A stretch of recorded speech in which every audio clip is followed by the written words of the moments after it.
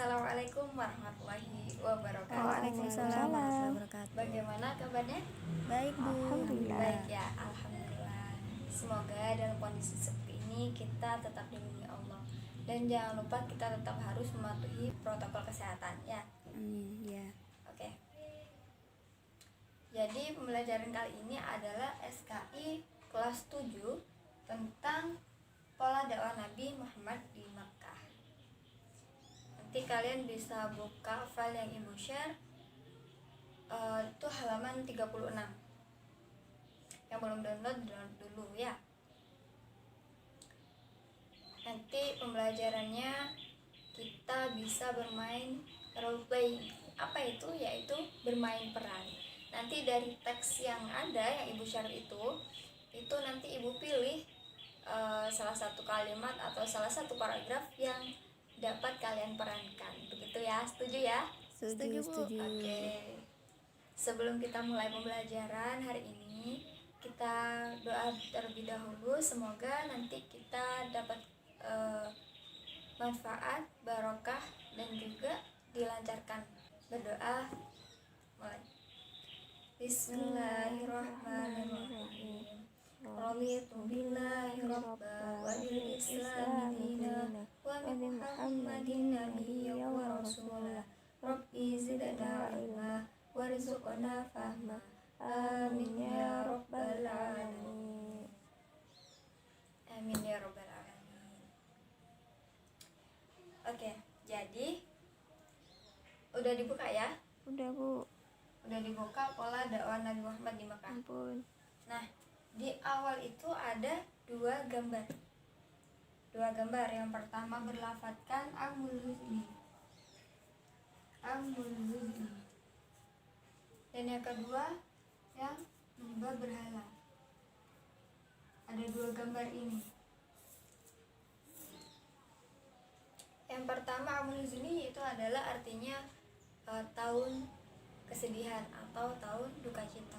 Kemudian yang berhala itu kan gambarnya orang yang sedang menyembah patungnya, berarti menyembah berhala. Nah, dari dua gambar ini siapa nih yang bisa sedikit memberi gambaran bagaimana kaitannya dengan yang akan kita bahas, yaitu pola dakwah Nabi Muhammad di Mekah? Gimana? Ada yang bisa? Oh ya, kita belum presensi ya. Presensi live langsung aja, langsung ketikan hadir gitu ya. Ibu cek ini. Ibu cek siapa yang masuk. Langsung aja. Nah, gitu. Mbak Hania atau Mafuda masuk ya. Hadir. Mbak Miftahul Jana masuk nih. Mbak Linda. Sri Wahyuni masuk. Oke. Siapa? Mas Afid, Aisyah, gercep ini, Sofia, Nindya, terus Akmal, Firmansyah, Mbak Husna, Hikmatul Husna nih masuk, Rita Nur Aliyah, Dwi Fitriani, Mbak Aiden Rusoyanti. Oke. Masuk semua ya, alhamdulillah. Jadi nanti bisa bermain peran nih. Nanti siapa aja ada yang mau langsung acungkan tangan atau langsung bersuara begitu ya. Oke. Ini siapa nih yang bisa nih? Kaitannya dua gambar itu dengan yang akan kita bahas, yaitu pola dakwah Nabi Muhammad di Makkah. Saya. Oke, silakan. Jadi suasana dan kondisi yang terjadi. Baik. Jadi memang benar yang dikatakan Kak Ida tadi, Amul-Huzni yaitu tahun kesedihan. Itu jadi pada dakwah ini, dakwah Nabi Muhammad di Makkah, terjadi kesedihan-kesedihan sehingga dinamai dengan tahun kesedihan atau tahun duka cita. Kemudian berhala, yang menyembah berhala. Jadi Nabi Muhammad berdakwah kepada orang-orang yang menyembah berhala agar mereka bisa ikut dengan ajaran Nabi Muhammad, yaitu dengan agama Islam. Bayangkan, kamu berada di masa saat Islam belum berkembang. Banyak berhala yang berdiri di sekitar Ka'bah. Kaum-kaum di sana pun senantiasa menyembah berhala-berhala itu. saat itu, Nabi Muhammad tengah berusia 40 tahun ketika ia menerima wahyu pertamanya. Seperti biasa, Nabi Muhammad sedang menyendiri di Gua Hiro. Kemudian datanglah malaikat Jibril sambil berseru, "Bacalah!" Nabi pun menjawab, "Aku tidak bisa membaca." Kemudian malaikat Jibril mengulang-ulang kalimat tersebut dan jawaban yang sama pun keluar dari mulut Rasulullah. Sampai akhirnya malaikat Jibril menyampaikan wahyu yang berisi surat Al-Alaq ayat 1-5. Setelah itu, Nabi berdakwah secara sembunyi-sembunyi selama 3 tahun. Dakwah ini dilakukan kepada keluarga terdekat, keponakan, dan paman-pamannya.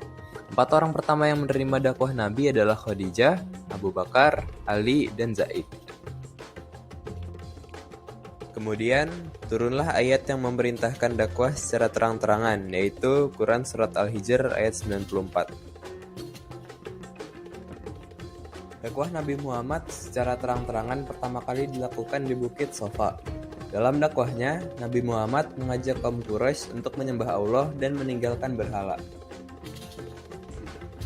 Kaum kafir Quraisy yang mendengar dakwah Nabi Muhammad tidak percaya sama sekali, bahkan mereka mendustakannya, mengejek, dan bahkan melempari Nabi dengan kotoran. Yang mendustakan Nabi pada saat itu adalah Abu Lahab dan istrinya, dan juga Abu Jahal. Banyak penduduk Mekah yang menentang dan memusuhi Rasulullah pada masa-masa awal. Ada banyak alasan dan motif yang mendasari mengapa mereka tidak mau masuk Islam, mulai dari masalah teknologi, kedudukan sosial, hingga masalah ekonomi. Mereka khawatir jika masuk Islam, maka apa yang mereka miliki akan lenyap. Mereka juga menunjukkan permusuhan yang nyata pada masa-masa awal Islam. Berbagai cara mereka tempuh untuk menghentikan dakwah Islam yang dibawa Rasulullah, mulai dari penyiksaan, ancaman pembunuhan, hingga tawaran harta benda. Semua upaya kaum kafir telah dilakukan, tetapi tidak ada yang berhasil. Rasulullah tetap saja mendakwahkan Islam di Mekah hingga 13 tahun lamanya. Lalu, apa yang terjadi setelah 13 tahun itu? Apakah Nabi masih berdakwah di Mekah? Ataukah Nabi berhijrah ke suatu tempat? Saksikan video selanjutnya. Assalamualaikum teman-teman.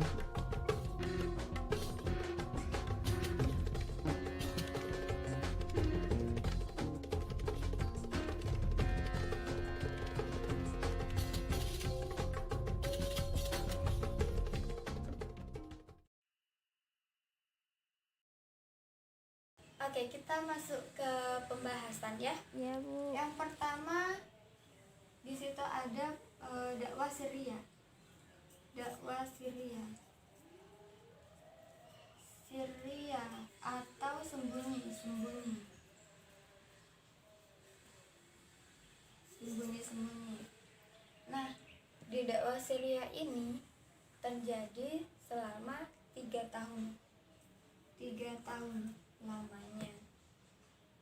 Lalu di tahun ini kenapa dakwah Nabi secara sembunyi-sembunyi? Alasannya karena pada masa itu pengikut Nabi masih sedikit dan juga belum kuat, sehingga tidak bisa secara terang-terangan berdakwah. Soalnya juga di situ ada 2 faktor, dari faktor internal dan juga faktor eksternal. Faktor internalnya apa? Yaitu ajaran Nabi Muhammad berbeda dengan keadaan. Misal waktu Isra Mi'raj itu tidak memungkinkan sekali hal itu terjadi, akan tapi hal itu tetap terjadi. Kan pada masa Nabi Muhammad kan itu kendaraannya pakai unta ya, itu sedangkan Isra Mi'raj dilalui dengan begitu cepat. Kemudian yang faktor eksternalnya ini dari kaum kafir Quraisy, yang mana kaum kafir Quraisy ini menyiksa pengikut Nabi, begitu, menyiksa dan ada yang menyakiti atau sebagainya begitu, sehingga ditakutkan, dikhawatirkan kaum Nabi Muhammad ketika dakwahnya diketahui oleh kaum kafir Quraisy, mereka akan celaka begitu. Jadi mereka berdakwah secara sembunyi-sembunyi. Berdakwahnya secara personal kepada keluarganya, kepada sahabatnya begitu. Sehingga di situ ada as-sabiqun al-awwalun, orang-orang yang masuk Islam pertama. Siapa saja as-sabiqun al-awwalun itu? Ada 4 orang awalun, yaitu ada Khadijah binti Khuwailid, kemudian ada Ali bin Abi Thalib, kemudian ada Zaid bin Harithah, dan yang terakhir ada Abu Bakar As-Siddiq. Abu Bakar As-Siddiq. Kenapa Abu Bakar As-Siddiq dinamai As-Siddiq? Karena beliau mempercayai apapun yang dikatakan oleh Rasulullah dan apapun yang terjadi kepada Rasulullah. Seperti halnya tadi Isra Mi'raj. Abu Bakar yang mempercayai hal itu, sehingga beliau diberi gelar As-Siddiq. Nabi Muhammad membangun kaum Muhajirin itu dengan 2 landasan. Yang pertama dengan ukhuwah dan ta'awun. Ukhuwah itu persaudaraan, kemudian ta'awun itu solidaritas, sehingga terbentuklah kaum Muhajirin. Dan pada masa dakwah Syria ini Nabi Muhammad tidak menentang akan berhala, tidak menentang ini, belum menentang. Kemudian turun perintah untuk dakwah secara terang-terangan atau dakwah jahr, terang-terangan. Di dakwah terang-terangan ini Abu Thalib, pamannya Nabi Muhammad, itu mendukung penuh akan dakwah Nabi. Akan tetapi beliau tidak masuk Islam. Beliau mendukung penuh dan juga berjanji akan melindungi Nabi Muhammad dalam berdakwah. Perintah Nabi dakwah secara terang-terangan itu terdapat pada Quran surat Al-Hijr. Quran surat Al-Hijr ayat 94. Ayat, siapa yang mau membaca? Saya, Bu. Bacakan ayatnya dan juga artinya. Ya. Oke, silakan Mbak. Siapa itu? Mbak Miftahul Jannah ya. Silakan Mbak. Bismillahirrahmanirrahim. Fasda bima tu'maru wa a'rid 'anil musyrikin. Maka sampaikanlah secara terang-terangan segala apa yang diperintahkan dan berpalinglah dari orang yang yang dibacakan Mbak Ita itu adalah perintah untuk dakwah secara terang-terangan. Nah, di bawahnya itu ada paragraf ya, itu bisa dibuat role playing. Coba dibaca dulu, dipahami.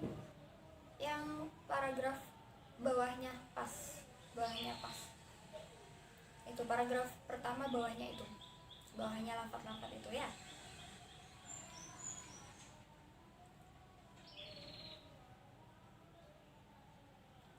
Iya, yang itu.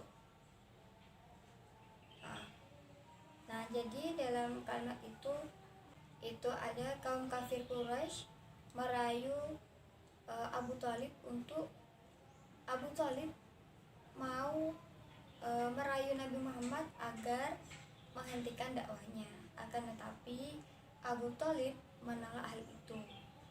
Begitu ya, singkatnya begitu aja. Biar nggak bingung-bingung memahami yang begitu banyak. Jadi singkatnya begitu.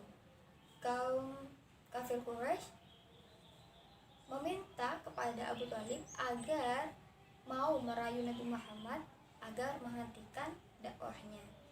Gitu. Ayo, siapa yang mau bermain peran nih? Jadi ada yang memerankan kaum kafir Quraisy yang merayu itu, kemudian ada Abu Thalib yang dirayu. Ayo silahkan ya. Basna. Ya, kamu. Nggak usah malu-malu gitu. Ayo, siapa? Ini diperankan cewek cowok nggak apa-apa, yang penting adalah gimana kita menghayati peran itu. Begitu. Saya, Bu. Kaum kafir Quraisy. Oke. Ya, Bu. Kaum kafir Quraisynya siapa? Mbak Dewi. Ya, Mbak Dewi. Terus yang jadi Abu Thalib siapa? Abu Thalib Gak ada, saya tunjuk nih ya. Oke, saya tunjuk tadi siapa masuk semua ya. Mas Firman deh. Oke Bu. Ya, Mas Firman jadi Abu Thalibnya. Kalimatnya terserah kalian, sekreatif kalian sudah. Abu Thalib, engkau adalah paman dari Nabi Muhammad, maka rayulah dia untuk menghentikan Ya. dakwahnya. Aku tidak mau menghentikan dakwahnya karena aku sudah berjanji untuk Oke, menjaga. beri tepuk tangan. Jadi kalian bisa ya memerankan itu ya. Oke, kemudian selain itu kaum kafir Quraisy kan ditolak. Kemudian kaum kafir Quraisy banyak cara yang digunakan agar dakwahnya Nabi ini berhenti. Jadi kaum kafir Quraisy menjelekkan ajaran Nabi, menimbulkan keraguan-keraguan, kemudian menyalahi Al-Quran dengan dongeng-dongeng masa lalu. Kemudian juga kaum kafir Quraisy itu mengajak Nabi Muhammad untuk joinan. Jadi joinannya ini gini, kaum kafir Quraisy tetap menyembah berhala, kan, tapi cara beribadahnya menggunakan cara orang Islam. Sedangkan orang Islam, kaum Nabi Muhammad ini tetap di agamanya, agama Islam, tapi cara beribadahnya menggunakan cara dari kaum kafir Quraisy. Tentu ini ditolak sama oleh Nabi Muhammad. Dengan ini turunlah Quran surat Al-Kafirun. Ayo kita baca bersama yuk. A'udzu billahi minasyaitonir rajim. Bismillahirrahmanirrahim. Qul ya ayyuhal kafirun la a'budu ma ta'budun wa la antum 'abiduna ma a'budu wa la ana 'abidum ma abadtum wa la antum 'abiduna ma a'budu lakum dinukum waliyadin. Karena adanya penolakan itu, maka kaum kafir Quraisy memboikot 3 hal.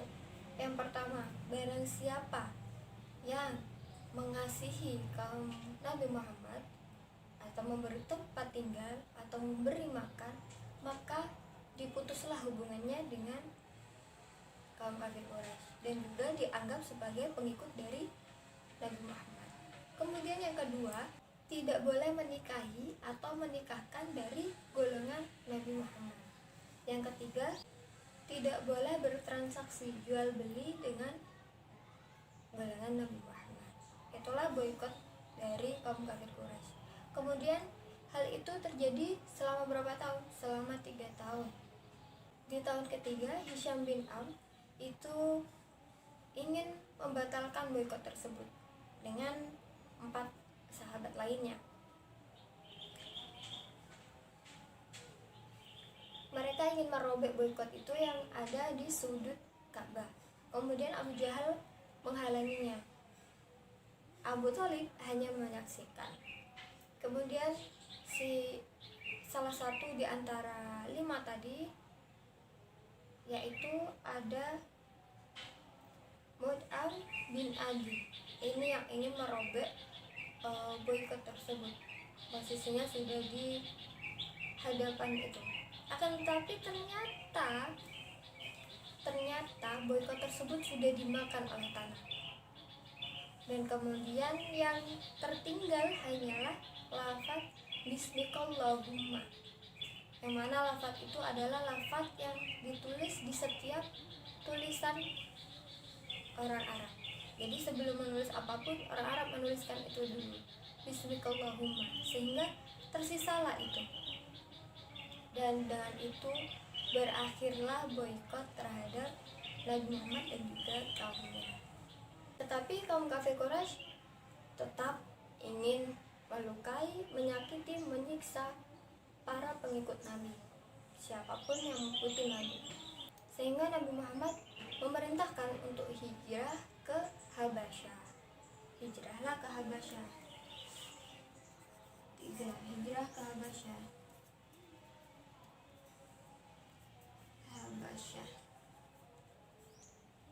dari penyiksaan terus menerus sehingga turun Quran surat Az-Zumar ayat 10.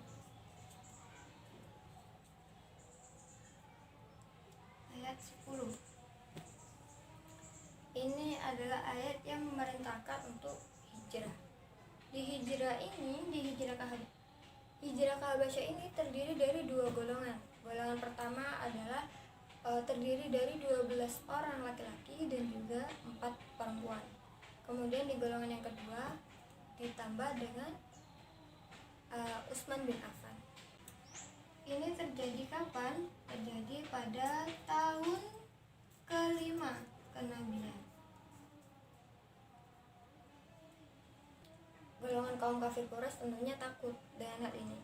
Takutnya apa? Takutnya nanti golongan Nabi Muhammad malah mendapat dukungan, mendapat bantuan dari Raja Habasyah dan kaumnya Habasyah.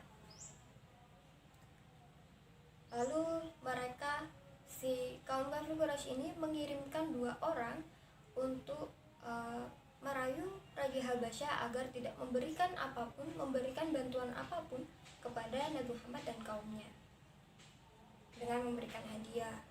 Akan tapi ditolak oleh raja. Karena raja berjanji akan melindungi siapapun yang tinggal di tempatnya dan menjamin keamanan terhadap siapapun yang tinggal di tempatnya. Begitu. Ini bisa dibuat role playing lagi nih. Siapa yang mau sekarang? Ayo, siapa yang mau? Jadi ada yang memerankan 2 orang utusan kaum kafir Quraisy yang merayu Raja Habasyah, kemudian ada yang memerankan Raja Habasyah yang menolak rayuan itu. Namun yang 2 orang utusan ini diperankan 1 orang saja. Jadi ada 2 peran ya, ada 2 peran lagi nih. Siapa yang mau? Ayo, siapa? Saya ada, Bu. Oke, Mas Akmal ya cowoknya. Yang mau jadi apa nih Mas Akmal? Raja dong. Oke, jadi rajanya. Yang lalu satunya yang jadi utusan dari kaum kafir Quraisy siapa? Siapa? Nggak ada yang mau nih. Ibu tunjuk ya. Mbak Hani ya. Mbak Hani mau dong jadi orang yang diutus ini. Iya, Bu, mau, tapi Iya. saya mau izin ke kamar mandi. Oh iya. Kalau izin ke kamar mandi emang harus dibolehkan emang. Grogi ya Mbak Hani ya. Iya, silakan Mbak Hani. Digantikan Mbak Dwi Fitri aja. Mbak Dwi Fitri ya. Baik, Bu. Oke. Kalimatnya sama seperti tadi, terserah kalian, sekreatif kalian. Bisa langsung? Bentar, Bu, bentar. Oke, butuh waktu bentar. Ya. Mulai ya, Bu ya. Udah. Oke, silahkan. Hai Raja, ini hadiah untukmu. Janganlah engkau memberi apapun kepada mereka golongan Muhammad. Bawalah pulang, aku akan tetap melindungi mereka. Ya, dengan itu kalian menjiwai ya. Oke, sebelum kita tutup nih pembelajaran kali ini, Ibu punya 3 amplop. 3, 2, 1. Ibu punya 3 ini ya. Udah Ibu tempel. Siapa yang mau milih nih? Di dalamnya adalah pertanyaan-pertanyaan yang berkaitan dengan apa yang sudah kita bahas tadi. Ayo, siapa yuk? Ibu tunjuk aja ya. Siapa? Mbak Hani. Aduh, Mbak Hani ya. Milih yang mana? pilih nomor 2, Bu. 2 ya? 2 pertanyaannya. Ambil dulu. Pertanyaannya adalah bagaimana dasar dakwah terang-terangan? Bacakan beserta arti. Tadi udah dijelaskan ya. Coba. Ayatnya aja, Bu ya. Bismillahirrahmanirrahim. Fasda bima tu'maru wa a'rid 'anil musyrikin. Tepuk tangan dulu. Selanjutnya siapa nih yang berani pilih pertanyaan-pertanyaan yang ada nih? Ada 1 dan 3 yang belum dipilih, tapi di 2 ini masih ada pertanyaan juga kok. Siapa? Saya, Bu. Mas siapa? Mas Firmansyah. Iya, Bu, saya. Oke, yang mana Mas? Yang nomor 1. 1. Oke, 1. Gua ambil pertanyaannya. Pertanyaannya adalah, mengapa Nabi Muhammad berdakwah secara sirriah atau sembunyi-sembunyi? Langsung dijawab. Karena mengantisipasi pengikut yang masih sedikit dan belum kuat. Oke. Baik, tepuk tangan. Benar semua ya, tadi Mbak Hani benar, Mas Firmansyahnya juga benar. Ini tinggal nomor 3 nih yang belum diambil, tapi di 1, 2 masih ada pertanyaan. Jangan khawatir. Nggak harus milih 3. Ayo, siapa lagi yuk? Yang terakhir petunjuk nih. Petunjuk ya. Enggak, Bu, enggak usah ditunjuk. Oh enggak, Saya aja, oke. saya. Mbak siapa? Sofia, Mbak Bu. Sofia ya? Mau yang nomor berapa, Mbak? Nomor 2, Bu. Nomor 2? Iya. Oh, nomor 3. Nomor 2 apa 3? 3. 3 belum ada yang ngambil emang, tapi di 2 masih ada Enggak, pertanyaannya. 3 aja. Oh, milih 3 aja. yang 3 aja. Oke. 3 pertanyaannya adalah, mengapa Nabi dan sahabat hijrah ke Habasyah? Karena penyiksaan dari kaum kafir Quraisy semakin keras. Oke, benar. Jadi semua bisa menjawab dari pertanyaan-pertanyaan yang ada di amplop ini, berarti bisa disimpulkan kalian paham ya. Amin, semoga kalian paham. Sebenarnya masih ada pertanyaan-pertanyaan di sini, tapi waktunya sudah habis. Terima kasih yang sudah bermain peran, terima kasih juga yang sudah aktif dalam kelas, dan juga terima kasih kalian yang sudah hadir. Mudah-mudahan ilmu yang kita dapat hari ini bermanfaat. Sebelum kita akhiri, kita baca doa khatam majelis bersama. Bismillahirrahmanirrahim. Subhanakallahumma bihamdika asyhadu an la ilaha illa anta astaghfiruka wa atubu ilaik. Alhamdulillahirabbil alamin. Kurang lebihnya ibu mohon maaf. Wassalamualaikum warahmatullahi wabarakatuh.